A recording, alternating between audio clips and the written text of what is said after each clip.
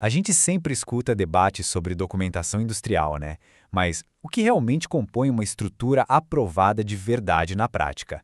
Muita gente fala disso na teoria, mas olha, pouquíssimos conseguem mostrar exatamente como as informações são rigorosamente organizadas ali no dia a dia da indústria. Então, vamos mergulhar de cabeça nisso. O objetivo da nossa análise de hoje é desconstruir camada por camada a estrutura real de um databook aprovado. Vamos ver exatamente como esses documentos precisam ser orquestrados e o que é absolutamente indispensável para evitar aquele cenário que ninguém quer, a temida reprovação. E para garantir que a nossa exploração faça sentido e não deixe nada de fora, a gente vai seguir um mapa bem lógico. Primeiro, a anatomia do databook. Segundo, a capa e a identificação. Terceiro, os documentos principais. Quarto, o pilar da rastreabilidade. E por último, os erros que causam reprovação.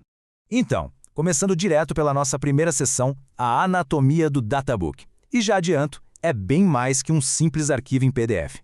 Sabe, existe um contraste gigante, brutal mesmo, entre a expectativa amadora e a realidade profissional aqui. A ilusão é achar que basta juntar um monte de arquivos em PDF num só e pronto, o trabalho está feito, mas não é bem assim. A verdadeira anatomia exige uma sequência que é lógica e puramente técnica. Essa organização é, no fundo, o que separa uma pilha caótica de papéis de um verdadeiro dossiê de integridade industrial.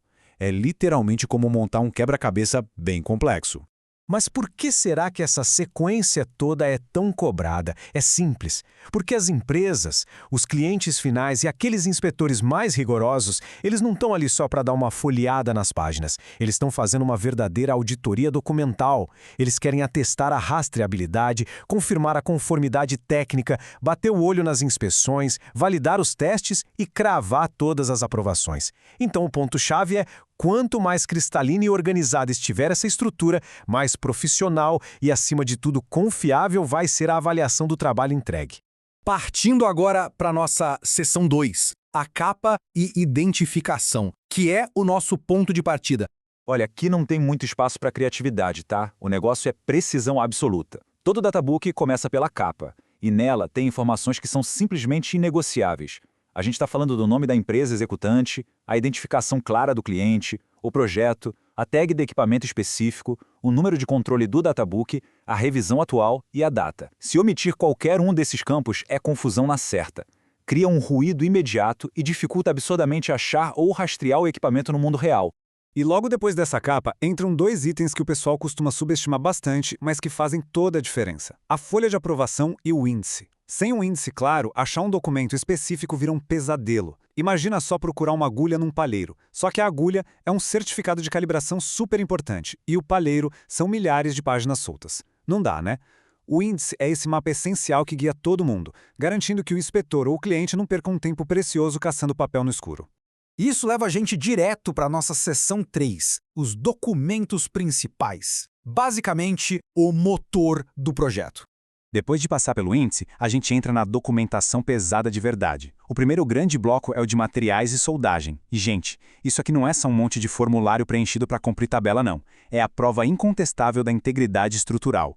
Estamos falando dos certificados dos materiais, do mapa de solda, das EPS e EQPS. E, claro, da qualificação dos soldadores. Quando essas peças todas se encaixam do jeito certo, elas formam uma barreira de segurança inquebrável, provando que quem botou a mão na massa sabia exatamente o que estava fazendo, usando as regras e os materiais certos.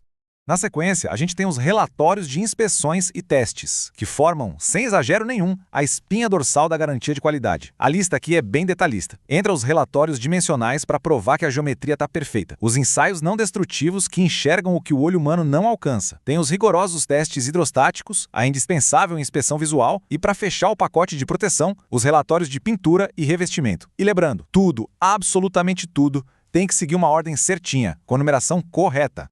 Para fechar esse bloco pesado, temos os desenhos técnicos aprovados. Eles funcionam ali como a prova visual definitiva de que tudo está conforme o planejado.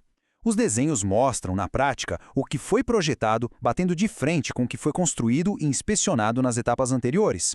É basicamente o fechamento com chave de ouro de toda a execução técnica. Vamos agora para a nossa seção 4, o pilar da rastreabilidade, a cola invisível de todo o processo. Para não deixar nenhuma dúvida, a definição é bem direta. A rastreabilidade não é um luxo ou um bônus. Ela é a essência da coisa toda. Ela é quem prova de onde veio aquele material. É ela que aponta quem foi o profissional que fez a solda, indica qual procedimento homologado foi usado ali e atesta quais inspeções rolaram depois. É literalmente o DNA do projeto exposto em detalhes no papel. Com ela, a gente garante que não existe nenhum ponto cego no histórico de fabricação ou de manutenção. E a gravidade disso é tão grande que tem uma regra de ouro na indústria que resume tudo. Se faltar rastreabilidade, o cliente pode reprovar todo o serviço. É simples e assustador assim. Não importa se a peça física ficou impecável, linda lá na fábrica. Se não der para rastrear e provar documentalmente toda a jornada dela, o trabalho perde todo o seu valor de certificação. A reprovação é sumária. Um risco colossal que com certeza não vale a pena correr. Chegamos então à nossa última etapa, a seção 5, erros que causam reprovação, ou melhor dizendo, as armadilhas fatais. Sabe o que é mais fascinante nisso tudo? A gente lida com engenharia super complexa o tempo todo, mas os erros que mais reprovam os databooks costumam ser os escorregões incrivelmente básicos, tipo documentos faltando no índice, versões com a revisão técnica errada, aquele certificado de um instrumento que já estava vencido na hora de usar, nomes e nomenclaturas divergentes, páginas importantíssimas que acabaram ficando sem a assinatura do inspetor, ou até uma desorganização tão grande que ninguém consegue auditar nada. São detalhes aparentemente minúsculos, mas que destroem completamente a credibilidade no material. O grande choque de realidade no dia a dia é este. Erros simples custam tempo precioso e muito, mas muito dinheiro. Um retrabalho bobo gerado por um documento mal revisado pode atrasar uma entrega inteira, congelar pagamentos e literalmente devorar a margem de lucro de operações inteiras. A falta de atenção a esses pequenos detalhes documentais acaba penalizando severamente todo o ecossistema produtivo. Então, para fechar nossa análise de hoje, eu deixo uma reflexão indispensável para a gente. Olhando para as práticas do dia a dia da indústria, a atual organização dos documentos está servindo como um escudo blindado que garante a aprovação, ou será que ela está, silenciosamente, arriscando todo o projeto? Ter clareza sobre como estruturar a capa, organizar rigorosamente esse motor de relatórios e, acima de tudo, manter a rastreabilidade intacta é o único caminho real para o sucesso. A excelência técnica, pessoal, começa muito antes da obra física. Ela nasce na exatidão de cada documento que a gente aprova. E por hoje, a gente encerra nossa exploração por aqui.